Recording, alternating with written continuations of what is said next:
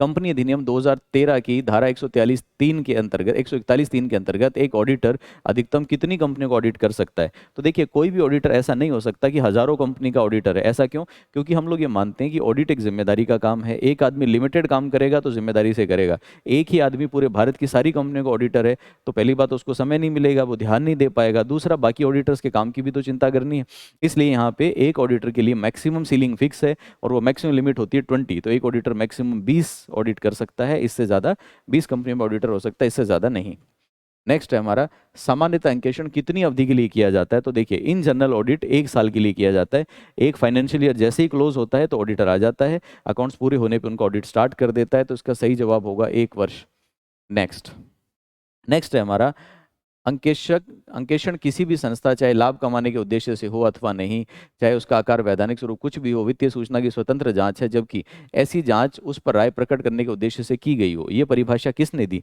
तो देखिए, ये सारे के सारे क्वेश्चन जो होते हैं इनमें सोचने समझने का कुछ नहीं होता, फैक्चुअल क्वेश्चन है, आपको याद होना चाहिए। ये परिभाषा दी गई थी अंतर्राष्ट्रीय अंकेक्षण और आश्वासन मानक मंडल, तो इंटरनेशनल ऑडिट एंड एश्योरेंस मानक मंडल, एश्योरेंस बोर्ड है, उसके द्वारा ये परिभाषा दी गई थी। सही जवाब होगा आंसर नंबर 1।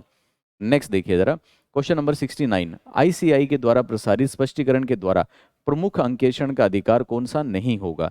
तो आईसीआई ने जो क्लैरिफिकेशन जारी किया उसके हिसाब से जो मेन ऑडिटर है, उस मेन ऑडिटर का अधिकार इनमें से कौन सा नहीं है? पहला पहला अधिकार है जिसका नाम है ब्रांच ऑडिटर के कार्यकारी पत्रकों का निरीक्षण करना, ब्रांचों का निरीक्षण करना, अंकेक्षण कार्य हेतु आवश्यक सूचना का पता लगाना और अपने अंकेक्षण प्रतिवेदन में शाखा के अंकेक्षण प्रतिवेदन को सम्मिलित करना। इसका मतलब क्या है?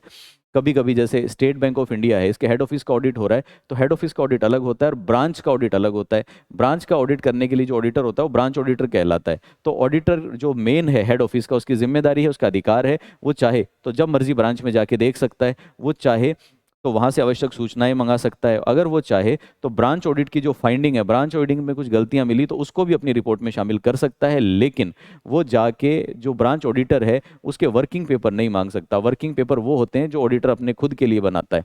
तो सही आंसर होगा इसका आंसर नंबर 1। क्वेश्चन नंबर 70, अंकेक्षण से तात्पर्य क्या है? ऑडिट से क्या तात्पर्य? आप जानते हैं कि ऑडिट अकाउंट्स कंप्लीट होने के बाद शुरू होता है, जिसमें एक आदमी आके जांच करता है। और जांच क्यों करता है? क्योंकि लोगों को भरोसा दिलाया जा सके कि कंपनी के अकाउंट्स ठीक है। जांच इसलिए करता है सो दैट छल कपट गलतियां सामने आ सके। जांच इसलिए करता है कि अगर कोई कानूनों की अवमानना हुई है तो उनका पता लग सके। तो इन सब चीज़ों के लिए ऑडिट होता है। क्वेश्चन कह रहा है, क्या लेखा पुस्तकें तैयार करना ऑडिट का काम है? नहीं, इसके बाद ऑडिटर काम शुरू करता है। ट्रायल बैलेंस या तलपट तैयार करना भी उसका काम नहीं है, क्योंकि ट्रायल बैलेंस तो अकाउंटिंग के दौरान ही बन जाता है। लेखों में समायोजन करना, अकाउंट्स में एडजस्टमेंट करना, वो भी उसका काम नहीं है। तो उसका काम क्या होगा? लेखा पुस्तकों की जांच करना, to examine the books of accounts.